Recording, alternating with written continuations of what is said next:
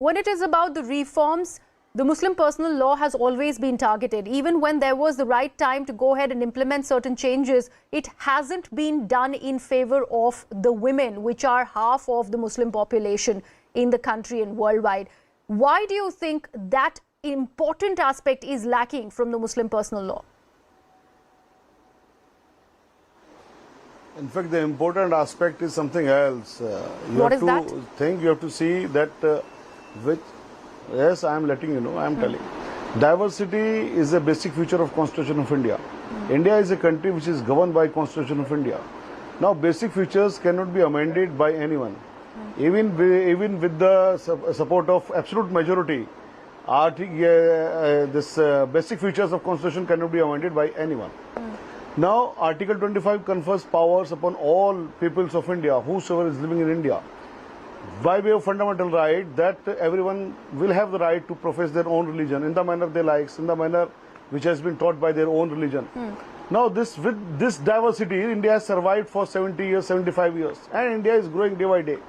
The limitation to that, it should not come in the way of fundamental rights also. That's an important aspect, Mr. Shahid Ali. Yes, don't you think right to equality is a fundamental aspect that should not, in fact, be apprehended because of certain things that are there in religion and in religious personal laws? So you want to say that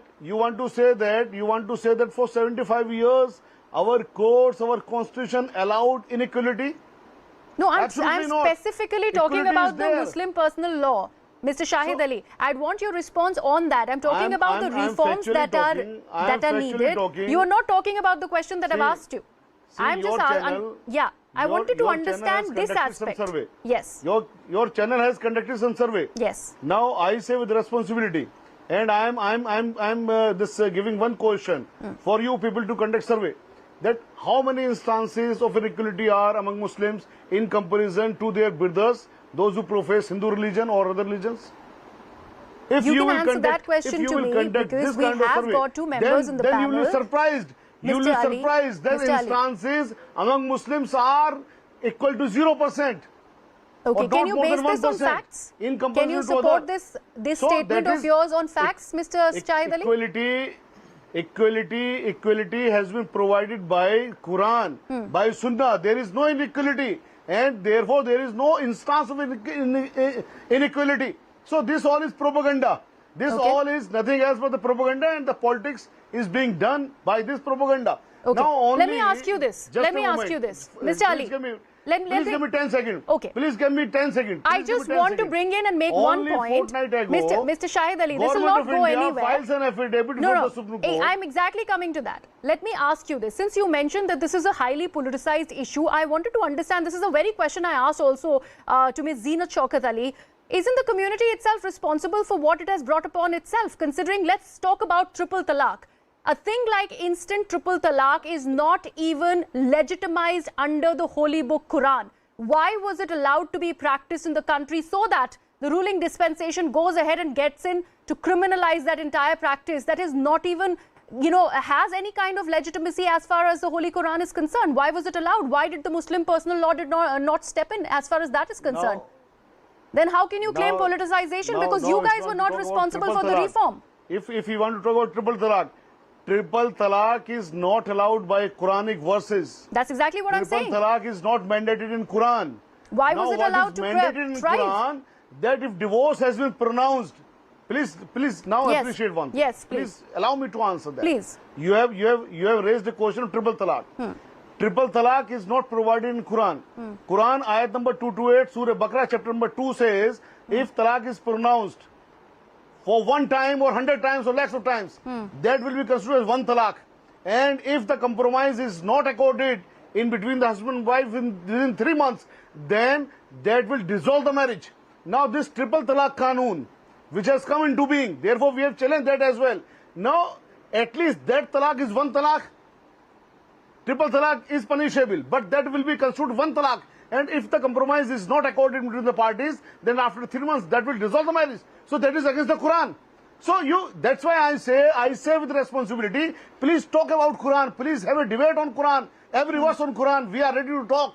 We are ready to debate on every verse of Quran. So कुतर की बात हम नहीं करते हैं कि साहब फला पर्सन आदमी ये करा, दूसरा आदमी ये करा, तीसरा आदमी ये करा. Come with authentic proofs. Come with evidences. Come with instances. And Let's I challenge through your Yes. medium as well. Yes. Please talk, please debate on Quranic verses, please debate on Sharia, please debate on Ahadith, and you will find that these are the best law, which Okay. should be adopted by all. That's exactly what we are putting out for debate this is also, why I asked you that. Mr. Shahid Ali. The entire Muslim personal law is not based on the constitution of the country, it's based on Sharia. That also has certain aspects. The point that Zina Shaukat Ali and before her Ms. Zakia Suman was making was that it has allowed certain patriarchal elements to actually go ahead and dominate what actually goes as part of the Muslim personal law. Let's talk about inheritance for that matter. If at all a daughter, an only daughter, Yes. is part of a family, Yes. as far vis-a-vis her relationship with her father, she gets just half of the property. In the case of the fact that she has brothers, she only gets 1/4 of that property. How is that justified when we talk about gender justice? One half in comparison to his brother, to her brother. Which Why? makes it 1/4. She will be married Yes. to someone.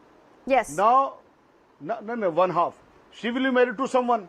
Now that boy will definitely get something from his parents. So she will take along one half.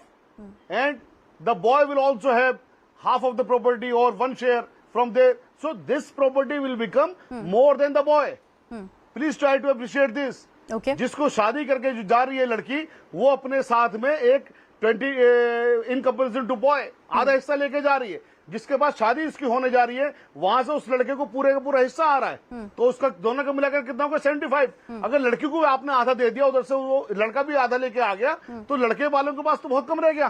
तो equality कहां से आई? Equality has to be equality. Equality this not be कि साहब लड़कियों को ज्यादा है, लड़कों को कम, या लड़कों को ज्यादा, लड़कों को कम. आप दोनों चीजों को मिला के देखिए ना.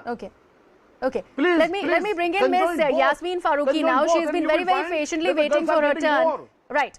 I got your point. That's an interesting aspect that you've made, and that's why I wanted that dissection of this targeting of a certain community angle, part of it, and that's why we've got you, Mr. Shahid Ali, on the debate. But let me actually get in Miss Yasmin Farooqi. Miss Farooqi, the fact that there are certain aspects of the Sharia, the Muslim personal law, that have been interpreted in the way that it should be vis-a-vis the holy books, the Quran, and there are certain aspects that are claimed to be skewed or they have been misinterpreted. Like this dissection of the inheritance law that has just been done by Mr. Shahid Ali. It's a fair point that he has in fact made, because it's a marriageable age daughter, she gets some share from her husband and it makes it equal. It can be justified because even if we look at the Hindu code bill and in the inheritance law under the Hindu religion, that also, when it comes to inheritance, it took a lot of time to get in that amendment to get in an equal share to the daughters in the family. So that number of years were dedicated for that reform to actually set in. How do you see this justification that has been made by the former speakers on the panel, that the Muslim personal law is not gender just, and because of which we had to do this survey? Shahid साहब ने जो कहा है, देखिए वो बिल्कुल सही कहा है कि उन कुरान में इस तरह का हिस्सा दिया गया है. मैं अपने दूसरे पॉइंट पे आ रही हूँ. अब देखिए, हमारे यहाँ अभी आप सबने ये कहा कि हमारे यहाँ ये चाहते हैं कि बराबरी का दावा हो, बराबर का समझा जाए, महिलाओं के साथ हमदर्दी हो. मैं बिल्कुल इस बात को मानती हूँ, लेकिन सारी महिलाओं के साथ होना चाहिए. उन महिलाओं में जो हमारी आदिवासी हैं उनके साथ भी होना चाहिए, जिनके मर्द 5 शादियां करते हैं. उन महिलाओं के साथ भी होना चाहिए जिन एक महिला के 5 आदमी होते हैं. उन महिलाओं के साथ तो प्रॉब्लम वो नहीं है. प्रॉब्लम यह है कि आप जब बात करते हो तो सिर्फ मुस्लिम पर्सनल लॉ की बात करते हो, आप सारी चीजों की बात नहीं करते हो. आप आदिवासियों की बात नहीं करते हो, आप सिखों की बात नहीं करते हो. अब आपके एक और सवाल के जवाब पे मैं आती हूँ कि आधा हिस्सा बिल्कुल हिंदू लॉ में जो वो उसको ठीक किया गया है, उसमें लड़की को आधा हिस्सा दिया गया है. लेकिन आज तक 5% को भी अगर आप ये साबित कर दें, आप ऐसे जैसे अभी एनालिसिस किया है, अगर ये 5% भी मुझे साबित कर दें तो मैं मान जाऊंगी. क्योंकि एक चीज और होती है वसीयत, और वो वसीयत मुस्लिम में भी है. आप है ना हिबा कर दीजिए अपनी बेटी को, किसने मना किया है? वो जो 1/4 लिखा हुआ है ना, शाहिद साहब से ही बात कर रही हूँ, वो ही नहीं देते हैं कोई.